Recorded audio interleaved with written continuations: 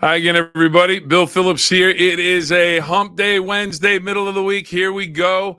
Let's have some fun with some stuff going on around the world. Tracy checks in first. Good morning, Bill. It was a bumpy night. Yes, indeed, it was around the Ohio Valley. It was a bumpy night because of storms that came through the area. Radar confirmed tornadoes on late Tuesday night into Wednesday morning, and today on News 9 Sunrise, we had Addison Albert and Chloe Messagaitis out in the field showing us some of the damage that was done across the Ohio Valley in Jefferson County, Ohio, and then in Hancock County, West Virginia. We'll have much more on that coming up. News 9 midday today. More reports from the field about the tornadoes. We'll have more with Jeff Exline as well as he lets us know exactly what happened last night and how it's impacting today's weather and where we are. But fortunately, no loss of life that we know of at this point. We know of one injury, so hopefully that's where that number stays. But a fortunate night, bumpy ride, as Tracy mentioned. But fortunately, no major issues for the day today. So it is a Wednesday, and it is a day where there's a bunch of different days. A couple of them overlap. National Student Nurse Day, School Nurse Day, all part of Nurses Week. And we also have National Receptionist Day, Third Shift Workers Day, and then a day that it's a product that I used to drink a bunch of. I'm trying to cut that down, drinking less of it. But it is National Coca-Cola Day, National Have a Coke Day, and Coca-Cola, it is big time business. How big is the business for Coca-Cola? Well, how about this? As of 2013, this is years ago, 1.8 million beverage servings each day of some sort of Coca-Cola product was being served each day. Memorabilia off the charts with the glass bottles, the glasses, and everything else. Just a little information for you. John Pemberton, Pemberton's Eagle Drug and Chemical House in Columbus, Georgia, invented Coca-Cola and intended to use it as a medicine. But then he was bought out, and it was brought to his attention that the new owner was having great success selling it as a beverage. So a little bit of history of Have a Coke Day. So if you have a Coca-Cola, just cheers to John Pemberton as he came up with that invention. Now, it is also, and hopefully some people join in coming up, because we have a big question of the day, and it ties into another question. And that question is, well, it's National Coconut Cream Pie Day. So, that sounds like a tasty treat any time of the year. If you can have it today, tomorrow, whenever, it sounds like a good deal. And Tracy, I'll ask you, are you a coconut cream pie fan? And then it ties into my next question, because immediately when I saw that, I thought there would be a reference to Gilligan's Island. So if you're of an old enough generation, Gilligan's Island. Of course, you have Gilligan, the skipper, the professor, Marianne, Ginger, and the Howells, the millionaires. And Marianne, played by Dawn Wells, I should say, made the fabulous coconut cream pie that Gilligan was always trying to eat. So my question is coconut cream pie one of your favorite pies, if you have a chance to order it? And who's your favorite person on Gilligan's Island? Was it the skipper? Maybe Gilligan was your favorite. He's the main character. The professor, Ginger and Marianne, and then you had the Howells, Thurston Howell III, and Lovey, his wife. So just one of those days where I thought that kind of worked itself into that. Now, the interesting thing about Coconut Cream Pie Day, it's also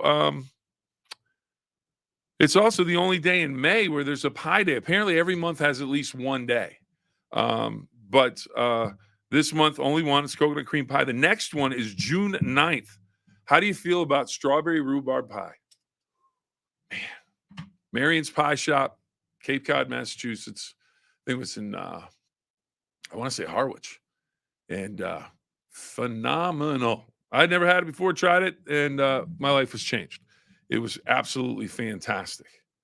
And let's see what Tracy have to say about the coconut cream pie. No meringue, though. Love Gilligan's Islands, too. Do you have a favorite? Do you have a favorite character? I always kind of like Thurston Howell III. He was just a bit obnoxious and over the top, and it's kind of fun. They were all fun.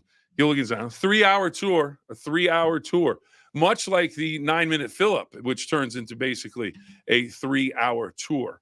Most days we always go into overtime, and here we go.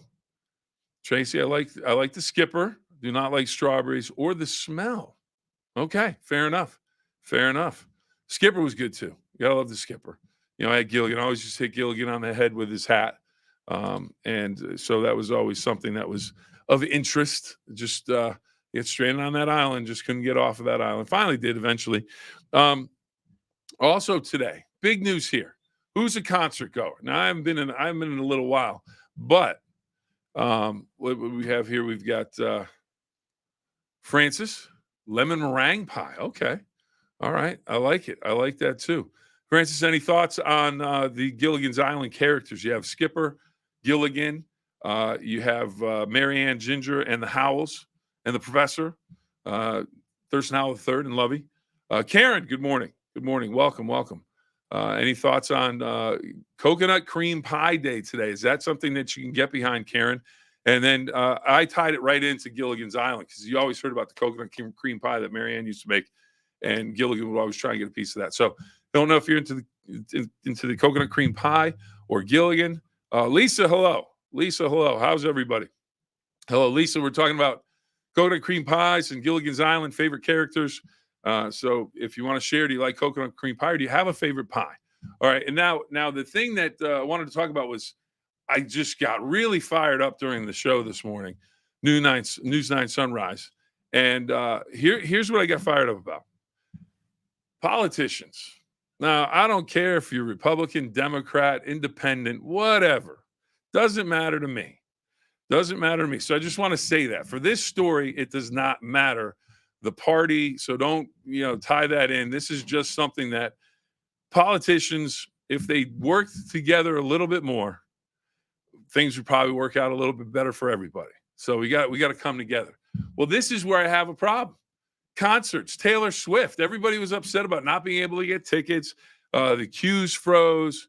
Lisa's going with the Professor, going back to Gilligan's Island. Good call. Professor, always very good in the show. So, Lisa, thank you. So here's my question. My little rant. So you have these politicians. No one wants to work together. Can't seem to get anything done. And so Taylor Swift has her big Eras concert tour. They went to Minneapolis. Apparently, a politician in the state of Minneapolis couldn't get a ticket because he was stuck in the queue or she was stuck in the queue. I don't even know if it was a man or a woman, whoever the politician was. Don't know what party they're with. Don't know anything about him. Just know that this politician then turned around because they couldn't get a ticket. They couldn't get, not because you couldn't get a ticket, not because you were getting taken to the bank and getting cleaned out for these high prices and fees and everything else, and you didn't have a chance to get in, to even get a ticket, to even try and purchase a ticket because of the bots and everything else. They were upset because they couldn't get a ticket. So what do? Well, let's come up with a law. So in 1989, in reference to Taylor Swift's birthday year, apparently they said, we're going to change this. So they are coming up with a law that is going to change how the ticket system works because this politician didn't get a ticket. Really? Come on, man. You could have done that. People have had problems getting tickets to go to concerts and shows and games and big playoff games, whatever the case may be. But now you're concerned because you couldn't get a ticket. I'm sure people told you about that beforehand. Hey, what's going on with the concert system? Why can't we get tickets? Why can't I go to this game? It seems like all these bots buy them and then they get resold for hundreds of dollars more. And the entertainer doesn't even, really, well, I'm sure they know about that, but they don't really control it because it's on the secondary market. So everybody's upset, can't get a ticket. But this politician decides this is when he's going to get busy, or she's going to get busy trying to get this corrected because they didn't get a ticket. Not worried about you and me. Just worried about themselves. Not every politician's like that. Not saying that everyone is, but a little irritating when you hear stuff like that. least I was a little irritated. And it's taken us into overtime. All right, so Lisa finished with the professors. We go back to Gilligan's Island. Is anybody going to go out and get a coconut cream pie today, or do you have a recipe to make one? That might be something to try. And again, National Coca-Cola Day. Have a Coke Day. If you like Coca-Cola, go and toast someone with Coke. Real quick, just because they played last night, we have the NHL and the NBA playoffs. The Cleveland Cavaliers taking on the Boston Celtics. I didn't get to watch the game. Don't know anything about the game, but the Celtics won handily 120-95. They'd have a 1-0 lead in that series. Oklahoma City beats Dallas 117-95. Oklahoma City, no fluke, is the number 1 seed out west. A lot of people thought, the playoffs will come, they'll falter.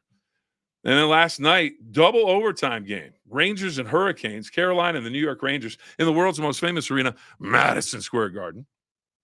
It's the Rangers, a winner 4-3. They lead the series 2-0. And then another overtime game. Game 1 of the series, go Avs go. The Avs win it by a score of 4-3. So a lot going on. And one quick thing about the Pirates, a lot of people were thinking Paul Skeens was going to come up, pitch probably on Friday. Apparently, it's starting to look a little bit doubtful that will happen. Their manager came out, the Pirates, said he's got to start in Indianapolis this week. So I'll have to wait and see when Paul Skeens, the number 1 overall pick, comes up to make that first pitch as a major leaguer. Well, that about does it for today. Sorry to get on a rant about politicians making laws for themselves so they can get tickets while they kind of leave everybody else out in the cold. But that's what we're here for. We're just here to share some thoughts. And then, of course, what better day to celebrate Coconut Cream Pie Day than with a little Gilligan Island talk and your favorite character. And I think overall, I'd probably have to go Gilligan. Gilligan's pretty strong. They named the show after him. They were on that 3-hour tour, of course. Now, maybe Gilligan may have messed it up, and that's why they ended up in the island. Or perhaps Gilligan saved them, got them to that island. We'll have to. Jessica, hello. Hello. Hopefully everybody's having a great day. And before we go, as always, have to thank our sponsors, Mindset to Wellness, Cinespeed and Fitness, and the Cambridge Wellness Co-op. If you're looking for mind, body, spirit, if you're looking to get a workout everywhere, this is the place that you need to go. Get in touch with Mindset to Wellness, Cambridge Co-op, and Cine and Mindset to Wellness in the Follinsby area, and Cambridge Co-op, obviously out in Cambridge. And if you want to get a free sauna session, just give them a call, show up, mention that you saw the 9-Minute Phill-Up, or just mention my name, and you get a free sauna session to sit back, relax, and enjoy that sauna session and check out the facilities. They are fantastic. So, again, can't thank our sponsors enough. And Karen, Gilligan and a Coke. All right, we're going to end it right there. Karen's got the final comment of the day, Gilligan and a Coke. Thank you, everybody. Thanks for watching. Please, if you can, like and subscribe. Greatly appreciate you checking us out, and can't thank you enough for all the support.